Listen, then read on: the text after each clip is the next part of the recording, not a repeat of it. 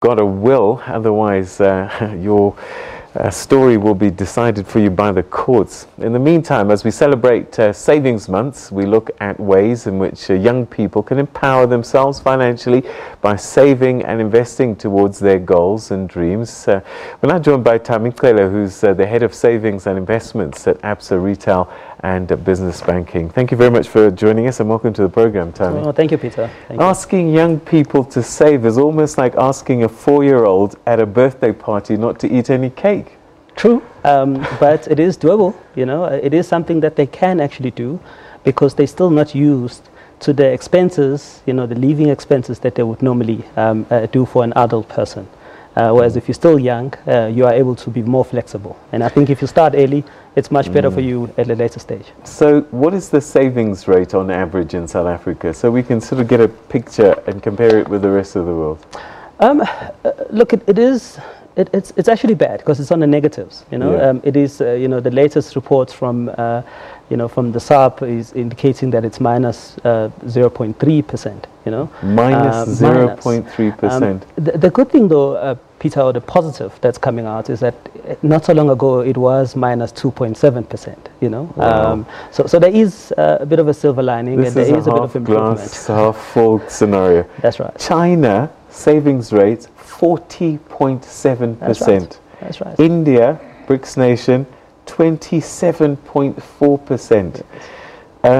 I can't understand why, because some people might say, oh, it's developing nations, etc., but that's not the case. Yeah. These are similar kinds of people, not rich, but I mean, the Chinese are saving slightly less than half what they earn. India, a quarter. Why can they do it and we're not doing it?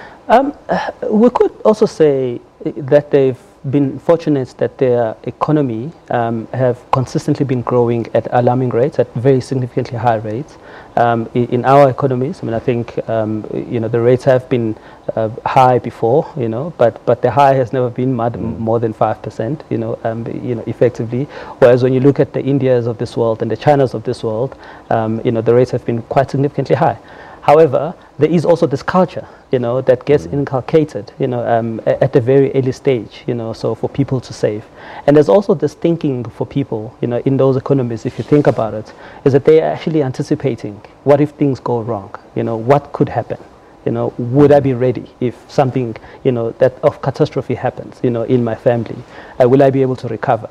And I think that's what's driving them. So they look at the savings more than anything else as an insurance, if you like. You know.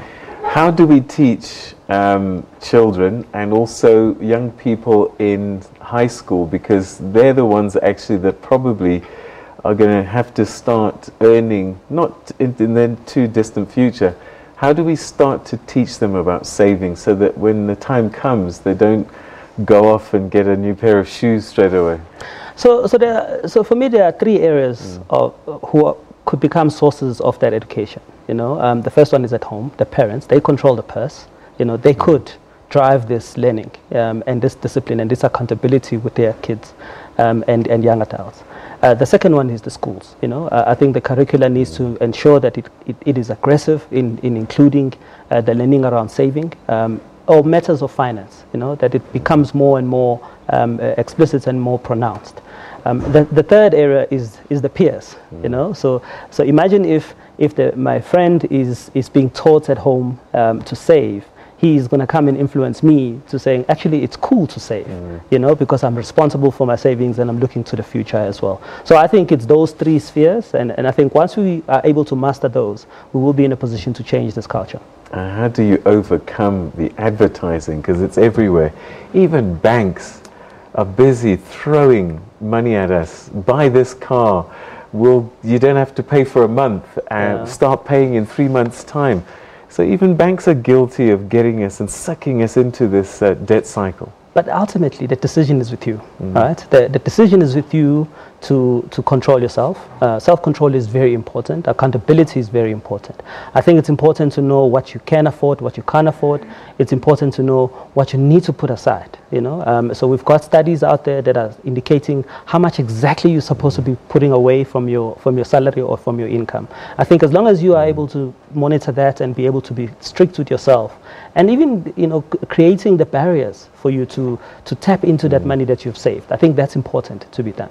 Thami, someone will say, what you guys are saying is fantastic, but Mina, I don't have enough money just to get through each month.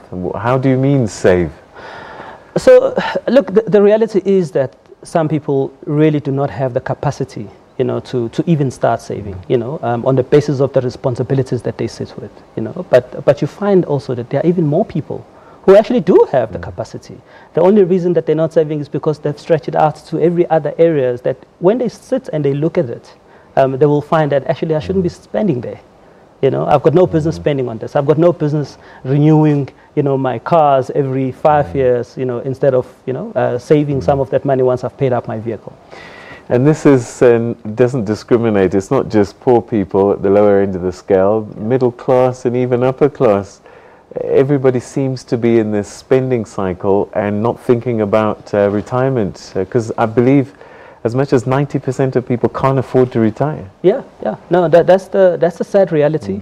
And I think that's a reality that we all wake up when we retire. When you're just about to retire, you're saying, oh no, I'm realizing now that I'm actually unable to afford this. And then they continue to work. This is when you are supposed to be enjoying the quality of life, the sweat that you've put in.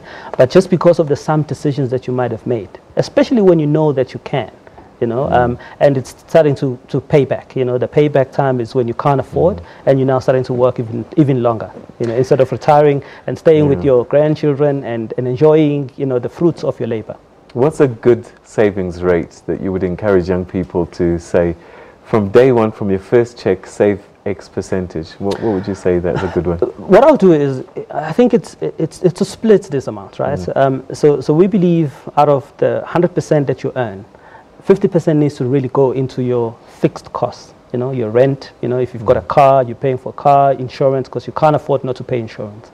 The 30% we actually believe that it should be discretionary. And you can split the discretionary into what you must pay for and what you really is a want, from your side. But we believe that the 20% is the one where you need to play around about how do you save. Because if you started from a young age, from when you start your first job, it's easy for you to move into that categorization, isn't it? Okay. But the reality is that we are all into instant gratification, which is a big challenge. And also, it's never too late. It's never too late, and you can start as little as you can. I think that's an important piece. Thami Cele, thank you very much indeed for bringing this to our attention, and hopefully we'll start to change our habits, and instead of getting the top of the range car, maybe the entry level's not so bad either. Thanks so much for your time. Thank you so much. All right. Okay, I think that's where we're going to leave it for today. Thank you very much for joining us. You've been watching Prime Biz. More Prime Biz tomorrow at the same time. But don't forget, we have a great business program in the afternoon as well on SABC 3 and Channel 404. See you tomorrow.